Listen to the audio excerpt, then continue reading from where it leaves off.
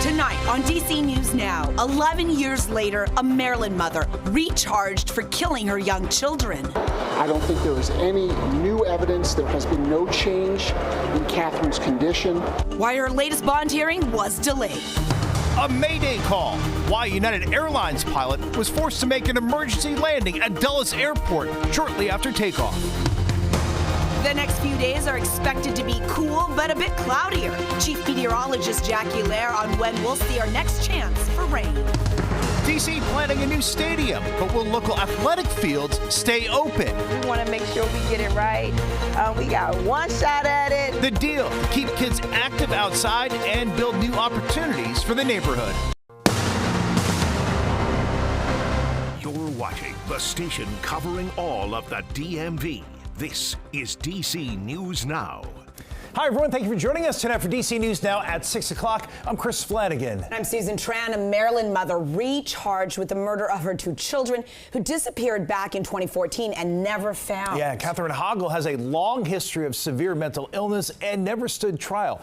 Her latest bail hearing has been postponed until tomorrow. The 38-year-old was released from a psychiatric hospital last month, but rearrested on the same two murder charges on Friday. This is the latest in the tragic saga as family members are still looking for the two young children, Sarah and Jacob. DC News Now's Randy Bass has the very latest on what's next in this 11-year-old case. Yes, today's bond hearing ultimately postponed until tomorrow, but Katherine Hoggle's defense attorney, David Felsen, still had quite a bit to say about the recent developments in the case. He says Hoggle was rearrested and held at gunpoint last Friday following her release from the Perkins State Psychiatric Facility, though she was still under civil commitment somewhere else. Felsen says he was not notified of her reindictment last Thursday or her arrest last Friday in the way that he says he should have been, also saying she was again interviewed by police. Court documents say police had round-the-clock surveillance on Hoggle after she left Perkins out of concern for the safety of a third surviving child. The judge postponing her hearing at Felsen's request due to personal matters. He also requested a gag order in the case, something the judge ultimately denied, saying the state's attorney's office announced a bond hearing and press conference for today before it was even on the public docket. He also said there were misstatements in their press releases from the weekend. It's still not clear why Hoggle was released from the maximum security facility at Perkins, though still under civil commitment elsewhere, and whether her ability and competency to stand trial has changed at all. Every judge, every doctor determined that she was incompetent. Even when the state asked for their own doctor, that doctor said that she was incompetent. I don't think anything has changed. There has been no presentation of any evidence that anything has changed. We'll deal with the issue of bond tomorrow. Now, all the state's attorney's office had to say about this during the hearing today, all they had to say about some of those claims was that they aren't going to say anything to the press that wasn't already going to go into the public record. The state's attorney's office still planning to speak, have a press conference following tomorrow's bond hearing, set for the same time, same place in Rockville at 1:30 p.m. In Rockville, I'm Randy Bass, DC News Now. Let's take a live look outside on this Monday. A little hazy out there as we look at Roslyn, Virginia. Yeah, not bad for a Monday evening. I guess we're chilling in the 80s, right? Chilling after what we had the last couple weeks. But Chief Meteorologist Jackie Lair here. Not a bad way to kick off the work week. Really not a bad way, too, especially after the weekend we had. We had really nice conditions. A lot of people were out and about trying to, enjoy it as much as possible because it has been quite hot and humid the last couple of weeks. And this weekend, not so much. Now out there today was really nice. We did see those temperatures well to those 80s, and we're still holding to those 80s at this point. Currently 84 right now on this Monday evening in D.C. Into those middle 80s up towards Hagerstown, coming at 85. 86 right now in Frederick, 83 down towards Manassas. Those dew points are almost similar to what we had over the weekend. Still quite comfortable. We see a lot of upper 50s to low 60s.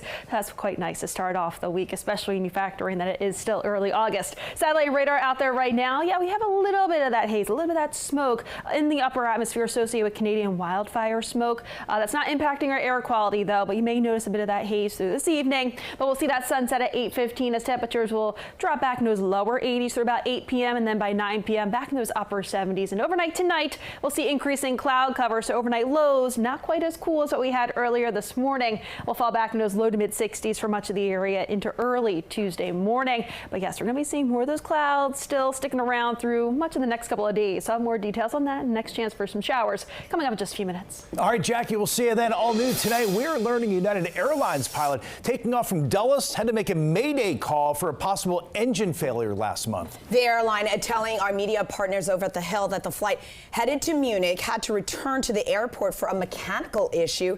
In audio recordings, the pilot is heard telling air traffic control engine failure, left engine, United 108 declaring an emergency mayday. There were 219 passengers, 11 crew members on that July 25th flight. A United spokesperson says the plane landed safely and all passengers were put on different flights. The FAA is now investigating into what happened. Well, developing now at 6, we now know the name of the man who died in a shooting Friday afternoon in Prince George's County. Police say Demetrius Moore was killed on Harry S. Truman Drive in Largo. So far, the shooter has not been caught, but police say it was not a random shooting. $25,000 reward now being offered for any information leading to an arrest. In the district, police are investigating a shooting outside of a Northwest hotel last night. Investigators say that a Kim Tor was shot several times in the parking lot of the hotel there on New Jersey Avenue. The 27-year-old died at the hospital. If you have any information, police want to hear from you. Now to a 5-decades-old murder cold case in Northern Virginia. It is finally solved. Fairfax County police say that they've identified the body of a boy found in Lorton back in 1972, and they believe they know who killed him. DC News Now's Dave Laval joining us live right now. And Dave, how did investigators solve this 53-year-old mystery? Well, good evening to you, Susan. Let's tell you the big thing right now is that the body has been identified belonging to that of 4-year-old Carl Bryant. And police say one of the people responsible for taking his young life, his mother. The family can have some semblance of closure or resolution. Detective Melissa Wallace is among those who helped identify the remains of little Carl Bryant. I have my own son, and I think most of us are parents here, and to see the extent of that boy's injuries and what he had suffered through, I'm happy to be here today announcing that at least we've identified him. Fairfax County Police said Monday DNA from Carl's now deceased mother, Vera Bryant, and hair samples from the child led them to his identity. Police found the 4-year-old's naked body in Lorton in Massey Creek under the old Colchester Road back on June 13, 1972. He suffered blunt force trauma. Carl and his infant brother James vanished while they, their mother, and her boyfriend James Hedgepeth drove from Philadelphia to Middlesex County, Virginia to visit his family. The couple did not have children with them. Investigators say Vera Bryant never filed a missing children's report when she returned home with Hedgepeth, who died back in the 1980s. We believe that both boys may have been murdered. Police accuse both adults in the deaths of the children.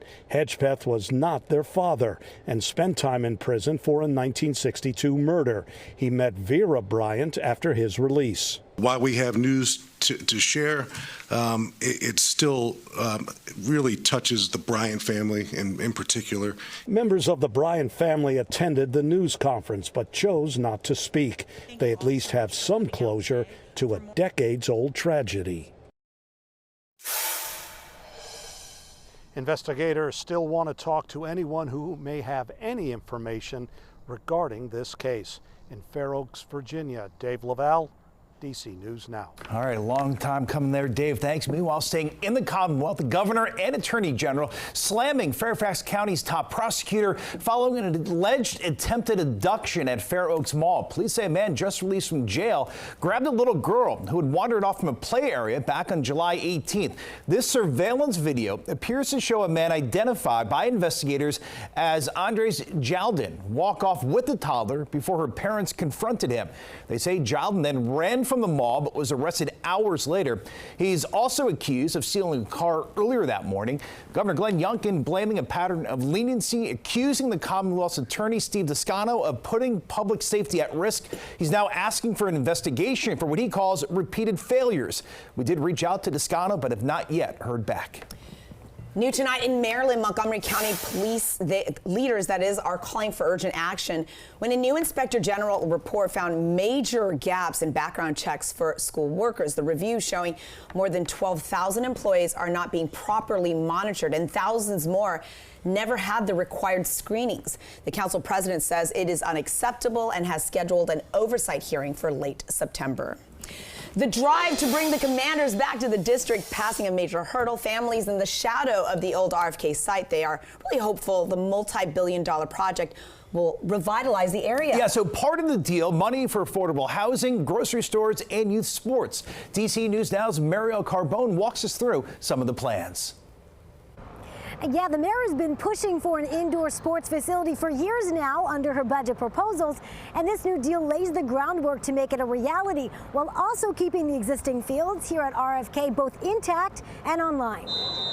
As the Commanders head towards the end zone and prepare to revitalize this 188-acre property, a big question for nearby families remains. Are the fields at RFK going to remain open? So Mayor Bowser and the Commanders have committed to keeping the fields open. Athene Freeman is the director of the Department of Parks and Recreation and says the fields, which opened in 2019, have been a game changer for youth sports. We want a new amenity, but we don't want to lose an amenity in the process. So she says it's vital they remain open as DC and the Commanders begin planning and constructing a new stadium. We want to make sure we get it right. We got one shot at it. A part of the development includes a brand new indoor sportsplex fit for gymnastics, indoor track, and more. Council allocating $77 million. Right now, indoor track in DC, you have to go to Maryland or Virginia, and we want to change that. It's unclear exactly where on the campus the sportsplex will go, but this proposal lays out an entire area dedicated as the recreation district.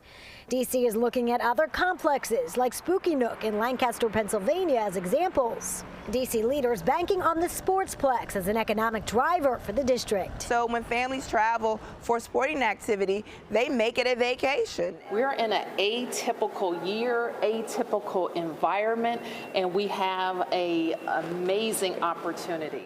And district officials like Freeman are ready to move full steam ahead with that sportsplex, but we know there still needs to be another vote on this deal. That second and final vote is scheduled for September 17th. Reporting for the fields at RFK, I'm Mariel Carbone, DC News Now.